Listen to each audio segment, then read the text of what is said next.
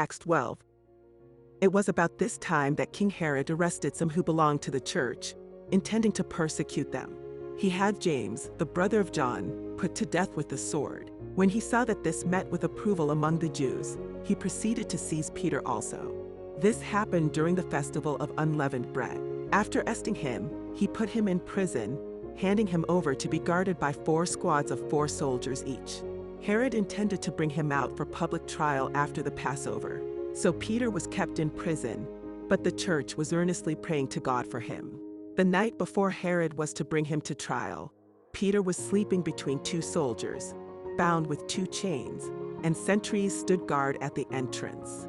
Suddenly an angel of the Lord appeared and a light shone in the cell. He struck Peter on the side and woke him up. "Quick, get up," he said, and the chains fell off Peter's wrists. Then the angel said to him, "Put on your clothes and sandals." And Peter did so. "Wrap your cloak around you and follow me," the angel told him. Peter followed him out of the prison, but he had no idea that what the angel was doing was really happening.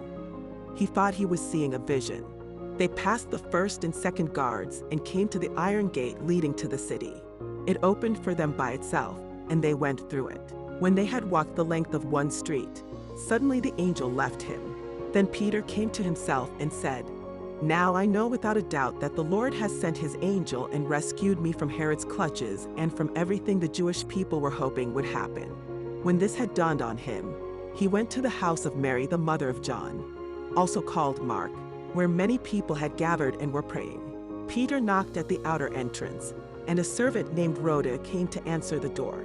When she recognized Peter's voice, she was so overjoyed she ran back without opening it and exclaimed, "Peter is at the door." "You're out of your mind," they told her. When she kept insisting that it was so, they said, "It must be his angel." But Peter kept on knocking, and when they opened the door and saw him, they were astonished. Peter motioned with his hand for them to be quiet and described how the Lord had brought him out of prison.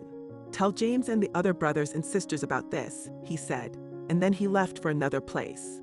In the morning, there was no small commotion among the soldiers as to what had become of Peter.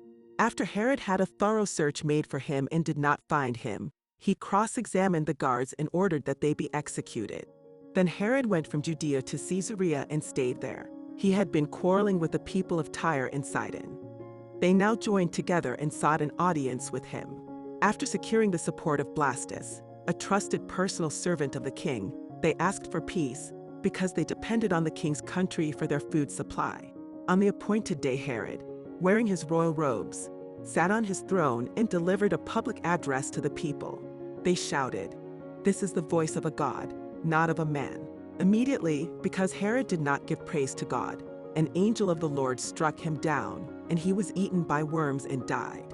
But the word of God continued to spread and flourish. When Barnabas and Saul had finished their mission, they returned from Jerusalem, taking with them John, also called Mark.